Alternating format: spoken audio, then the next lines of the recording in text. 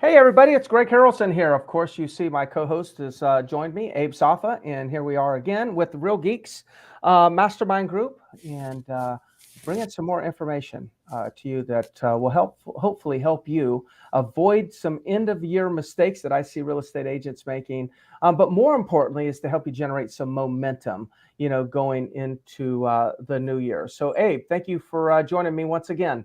My pleasure, Greg. Um, So, Abe, I know I'm kind of catching you off guard with the topic a little bit, but what here's where my head is, and you know this. You've been in business now for multiple years, and in the real estate business, I should say. Um, Man, this is the time of the year that the competition just diminishes. Like agents just, for some reason, agents stop working for the month of December. And we have to take advantage of this. And so for you that are listening, within this this closed Facebook group, what I want to do today is Abe and I want to share with you like the true opportunity that's in front of you. And I'll start by saying, over the years, what I've noticed about real estate agents is they have convinced themselves, they've declared that the year is over. That, well, no one really buys during the holidays. That's not correct. No one's going to list during the holidays. No one wants to show their property around the holidays. Now, if that was true, that no one was going to buy, no one was going to sell or list, if that was true, then I would agree we would be fools to work in December. Well, why work? If no one's going to do anything, then why bother?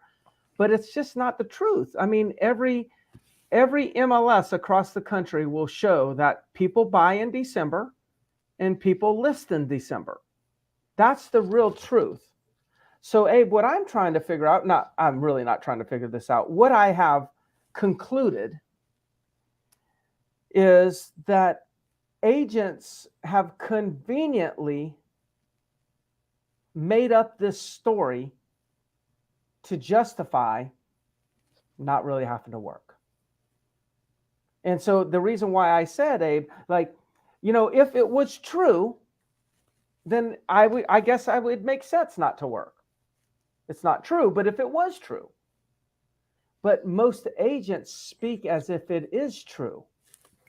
Therefore, it makes sense to not really work or to focus, and it's okay to have less focus. Like, there's not a lot of downside to not going into the office for the rest of the year. That's how most agents think.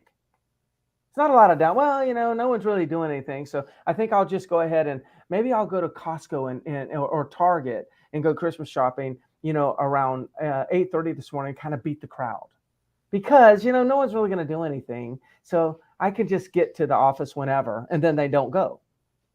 That's kind of what's going on, Abe, in the industry. Any thoughts on that?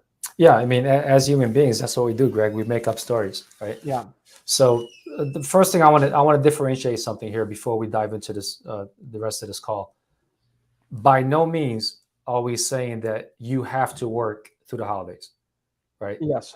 If you've been working hard all year long and you intentionally, the key word is intentionally, decide to take the next month off, take 2 weeks off, not work through the holidays, there's absolutely nothing wrong with that. Go spend time with your family. We're talking specifically to the agents that have bought into the story that they've told themselves that, look, there's no business to be had right now, so why should I show up to work? Yes. So we're talking to you agents that are thinking that, not the ones that have intentionally want to take this time off during the holidays. So I want to be very clear on that. Good point. Second thing is, I saw a quote a couple of days ago that I thought was perfectly fitting for this conversation. It said, "A taste of freedom can make you unemployable." So this speaks directly to us, to real estate agents, and it speaks to any independent contractor. It's like, we have the freedom, we have the flexibility to come in, not come in, show up, not show up, make calls, not make calls. We have that flexibility. Yes. And sometimes having that freedom can hurt you, right? If you had a job where you had to go in and clock out, you can't just take the whole month off typically, right? You have to show up. But because we have that flexibility, it's easy for us to kind of start slacking off or not show up or kind of fool ourselves into thinking, well, there's nothing happening anyway right now, so why should I come into the office? Yeah. I'm glad that you said that. Of like, if you had a job that had to clock in and clock out, like, we as real estate, as in our industry, well, I need to take some time off for the holidays. It's like, I got to get shopping done. I got family coming in. I got to cook. I got all these things that we say on top of the buyers don't do anything, sellers don't do anything. I'm trying to think, like, if that was true, then all the Americans in the country that actually have jobs that are not independent contractors, where they have to go in and like, they have to work, they have to clock in, clock out, they're on a salary, they're expected to be there Monday through Friday. Like, do all of them miss their families? Can none of them cook? Do none of them shop? Do none of them actually put their Christmas lights up? Because if you can't work because you got to get all that done, does that mean the people that have to work don't get all those things done? From my recollection is all those people that have those real jobs, they actually work and they get to enjoy the holidays. I'm not sure where my conclusion is the agents have conveniently convinced themselves that something is true, but it's really not. But it's true, so therefore, there's no reason to work. So when we talk about the title today, avoiding end-of-year mistakes, the biggest mistake we must avoid, and there's a few of them, the biggest one is believing that story is true. So, Abe, there are some buyers that are not going to buy, and there are buyers that are going to buy. So let's talk about the buyers that are not going to buy. The buyers who are not going to buy during the month of December are typically the buyers like that say this: hey, look, I'm always a buyer. I have cash. And if you can buy, you can find something, give me a deal, find me a deal. Like $250,000 property at $170,000, I'll buy it. In other words, the buyers that have unrealistic expectations or requirements, those buyers are not actually calling us in December. The buyer that's calling us in December is, hey, I've got 2 weeks vacation. I'm taking it around December. Me and my family are here. We need to find a property within the next week. That's the buyer. Or I need to be under contract before the end of the year. That's the buyer that's in town now. There's some sellers that are not going to want to talk to us in December. There's some sellers that will want to talk to us. The sellers that don't want to talk to us right now are the ones like, hey, look, yeah, everything I have is for sale at the right price. That seller is not the seller we're talking to right now. The seller we're talking to right now is that wants to talk to us right now is the seller that's saying, hey, I have to be out of my house by the end of January. So we need to list it now because I know it's going to take 45 days to get it closed. And that puts me about at the end of January. By the time it's sold, closes, I'll be at the end of January. Are you working over the holidays? Like, that's the type of seller that's in the market right now. And the third thing, so I'm sharing with you the buyer that's not in the market, the buyer that's in the market, the seller that's not in the market, the seller that's in the market, and then the last one is this: your competition is not working. Now, if we could design a time to work, we got high quality buyers, high quality sellers, and very little competition. It seems like to me, that's where all of us would want to be when we'd all want to be working. Well, that's what we have in December. So we need to avoid the mistake of making these assumptions about the holiday season so we can build momentum. Because if we don't build momentum, we'll lose momentum. And the cost of losing momentum is no income in January and February. Yeah, I mean, that's the big deal. That's what taking off now is going to cost you. It's not going to cost you right now because you've got checks coming in from last month and from October. What it's going to do is going to cost you, number one, 0 paychecks in January and possibly February. Number two, it's going to already take away 1 month out of 12 months. So whatever goals you have or plans for next year you're already going to be behind the 8 ball.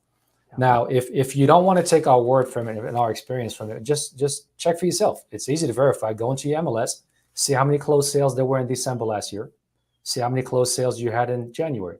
And if any of you out there find 0, please let us know. We'd like to see that. But I went back and looked at our MLS. So December last year was the 4th best month we had the entire year of 2021. Wow. The 4th best month. So it's not way even close to being like a month of no sales. Now, January, of course, it's going to be a little bit softer, but there's still a good bit of transactions. It's roughly 5 or 6% of our entire year of transactions happen in January.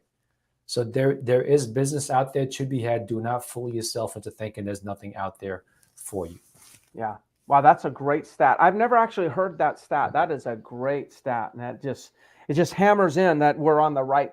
This is the right subject, and this is the right timing. So I wanted to kind of, Abe, I want to make sure that we give them some thoughts on what they could be doing in the month of December, because I think a lot of times agents also are thinking, gosh, you know what? Well, there's not a lot to do in December. So for some reason, agents, they forget like what activities they could be doing. And it's just another thing. I think it's subconsciously, I think it's kind of deliberate in the sense of it gives them an idea, an excuse to not really do much.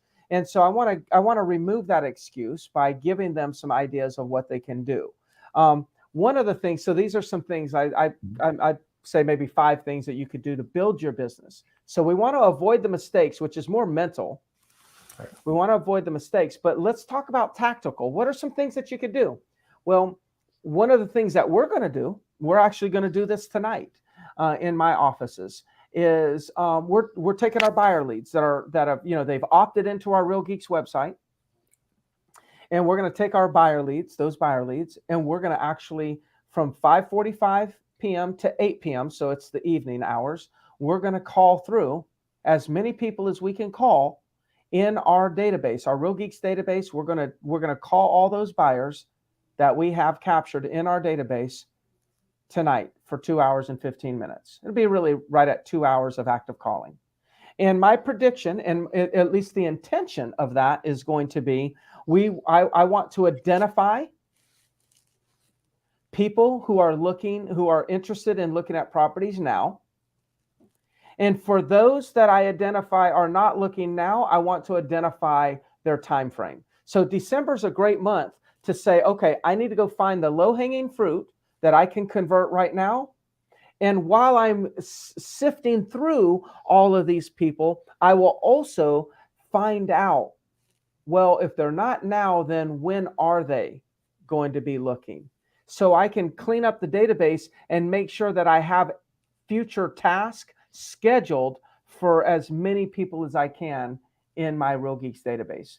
That right there, not only do you find some deals that you can do around the holidays, but equally important, you actually find all kinds of people that you can start working in January. Very, very important.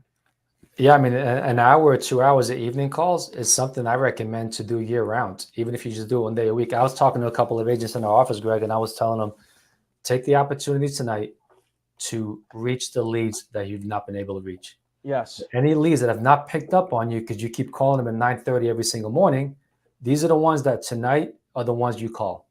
Yes. And I guarantee you that a majority of them are going to pick up tonight. Oh, you will see a huge pickup. Actually, the best time of day to call is between 4 and 7. Mm-hmm. Okay. The only reason we call at 8 o'clock in the morning is because if we don't do it first thing in the morning, we're not likely to get it done at 4 o'clock in the afternoon because things come up. That's but correct. If you can incorporate a 4 to 7 or a 5 to 8, 6 to 8, whatever, 1 day a week, and only focus on your hot leads and focus on leads that have not picked up on you, you're going to see a significant conversion increase with those leads that have been cold, or you kind of feel like went cold on you. Yeah. So my suggestion would be for the next 2 weeks, this week and the next week, do it 2 times a week for the next 2 weeks. So that would only be 4 night sessions. Those 4 night sessions will significantly impact the momentum that you build in the month of December. Significantly impact. So 2 times a week in the evening, calling through your Real Geeks database for the next 2 weeks. Huge boost in your production. What's another one, Abe? Another one is use the functionality of texting from Real Geeks. Like they've made it's so easy to text. Every single day, pick 20 leads that you haven't spoken to and send a text to them. Okay, it could be something as simple. Look, I'm not sure if you noticed, but interest rates have dropped and they've kind of leveled off the last couple of weeks. Want to see if you're still interested in making a purchase right now, because we're getting some amazing offer. We're getting some amazing prices on some of the transactions we're doing with buyers. Yeah. Because sellers are coming to grips with what's happening in the market, and they're not holding as firm as they were holding before. So this is a good opportunity to get some good deals. So text 20 leads per day. It's just all it is a couple of clicks in your Real Geeks account, and you can message 20 people every single day. Yeah, create a text template and send it off. And to me, the way I look at it, Abe, is like if you were to take the next 2 weeks and you did two days of night calls or 2 evening of calls, that activity alone will likely find you business. If you did text 20 leads per day, just go through your system and text those 20 leads per day and do that for the next 5 days a week for the next 2 weeks. There's no doubt that you'll find some people that'll do some business with you. Like each one of these activities in my mind will land you some book of business, which is, by the way, if your competition is doing less, one of the reasons why this stuff works so good in December is because there's not as much noise in December. So where you might be calling through your database and they're getting calls from other agents, those other agents aren't calling. They've checked out for the year. So because there's less noise, people can actually hear you more. Because they're getting less text, people actually will respond to you more. The third one here is checking out, say, all of the people that have a market activity report. Like what you ought to do is go into your advanced search filter and look at market activity report, viewed market activity report in past 90 days. And they say viewed market activity report in the past 90 days and call all of them. I mean, if they're viewing your market activity reports, assuming you've got people set up on market activity reports, if you don't, within Real Geeks, that is a magical tool that you need to be using within the system. But go ahead and do an advanced search filter for all the people that have viewed a market activity report over the last 90 days and call them. That could actually be some of the people that you're choosing to call in the evenings. But there's probably, if you're working the Real Geek CRM correctly, you would have a lot of those. And those would be great calls to have, because these people are taking the step to look and see how the market's doing in their particular community, or if they're in a condo building, in their condo building. It's a great source for you to find opportunities. Another thing you can do is send an end of the year market update, a real estate market update. You could do a short video, 3 to 5 minutes, put that on your YouTube account, then create a blog page on your Real Geeks account and have that there. And you could just send an email out with a link to it. Yes. And explain what's happening in the market right now. Explain how the first 6 months of the year were, and then all of a sudden how these last 6 months of the year are. And just let people really understand what is happening in the market, because I guarantee you right now, the consumers out there are more confused than ever as to what's really happening in the real estate market right now. Yeah. And Abe, I think a lot of times people, when we tell people this about real estate updates, they say, well, what do we send? Well, here's an idea. And I know, Abe, you know how to do this very well, but like in every MLS around the country, I have not accessed every MLS around the country, but I guess I'm making an assumption. I've just never seen an MLS that did not have this. Every MLS has something called monthly reports or market reports, where you can actually go and you can, through your MLS, you can look at a series of reports that's just automatically generated from your MLS about your market. And a lot of times they're broken down by cities or zip codes and all kinds of, or homes versus land versus condos. you can just pull so many reports out of your MLS. So if you're not like a data geek, a data head type of person, or you like to create your own stuff, which is all cool if you do.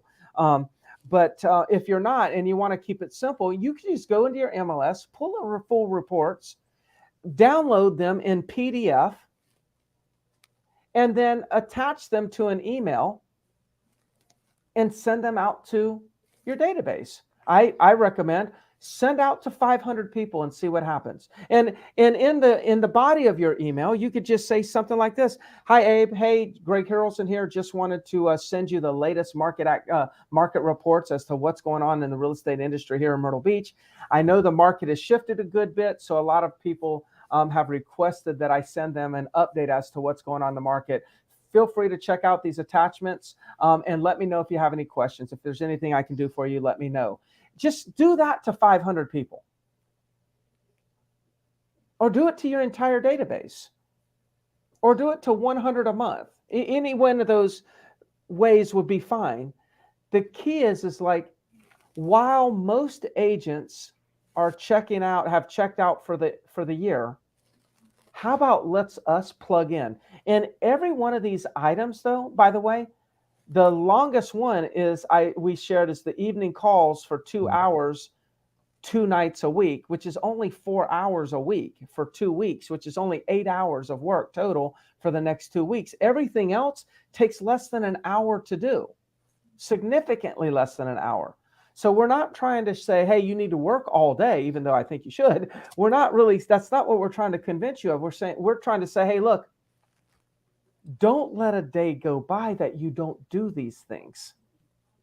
Because you could do these things in an hour a day and generate momentum for yourself. Yeah, for those of you that are going to do the evening calls, these next the 8 calls over the next few weeks, track how many people you talk to, track which leads you get, and then see how many of those turn into transactions. Then go back and figure out what your return on time is. If you do that over these 8 hours, you're going to be like blown away on what the return on time is, and then you'll want to do this like every single holiday season. You'll want to do it all the time. Once or twice a week, make some evening calls, because I guarantee you that the pickup rate is going to be so much higher. You're gonna generate some business and really fill up your pipeline for January. Yeah, I feel like I need to issue a warning here, and here's the warning. The warning is this: you are going to identify, if you do everything we just said, you are going to identify a boatload of people that already did a transaction. So I just want to warn you, don't get discouraged. Like, allow yourself to be ticked off give yourself 60 minutes of anger. But then automatically flip that and say, oh, so now I see there was an opportunity. So it'll be that kind of like little pinch that'll wake us up and realize, wow, like if you really want to, it depends on how you're wired. But one of the things that my CFO did for me is we tracked all this information, and then he told me what the amount of commissions were that we did not make out of all those deals that we had the leads, but we didn't make the sale, somebody else did. And I remember it because it's how shocking it was. This is years ago. It was over 750,000 in that period of whatever that size of the database was at that time, of commissions that was earned by my competitor when we had actually captured the lead. It was an extraordinary number, very painful. But it was a wake-up call. It was a wake-up call. And it's like, holy cow, for all these years of agents telling me these leads stink, they really don't. And that's where I came up with the concept. There is no dead leads. They may be dead to you, but they may be alive to somebody else. There's no inactive leads. They may not be active on your site, but they're active on somebody else's site. There are no leads that are unresponsive. They're just not responding to you because they're responding to someone else. So that's kind of where those concepts came from when we did that research in my own database. So I think it's important that we talk about this, Abe, because Abe and I are not just discussing this stuff of like, hey, let's tell them this stuff. These are like real ideas that we know work. And these ideas were inspired by doing a lot of things that wasn't working. So the good thing about us from a coaching standpoint is we've made so many mistakes. We have figured out and eliminated so many ideas that we just know don't work, and are bringing you through Real Geeks the ones that do work. Now, the last one I'm going to share before we get off is this. Is think about all the buyers in the last 90 days, 3 months, that you have went out and showed properties, but they did not buy anything. They haven't bought anything. And you don't have another appointment set up like in the next week to show them property again. So these are buyers that are kind of out there. You might be staying in touch with them. You've got them automatically getting some sort of, feeds on new listings.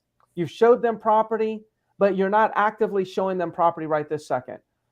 That category of people, that's a very dangerous category of people, because those are the ones that if you drop the ball on them, you call them in 2 weeks and they're under contract. So I suggest you take all of them. Let's just say there's 20 of those in the last 90 days. There's 20 of those. Then I suggest you send a minimum of 5 video texts a day and get through all of them. They need more personal touch, because these are people that are actively in the market right now. They need more personal touch. So send them a quick little video. It could be, hey, Abe, just wanted to touch base with you. We looked at property in the past. We haven't really looked at anything recent. I just wanted to make sure you're, I'd love to get an idea of when you might be interested in taking a look at some properties again.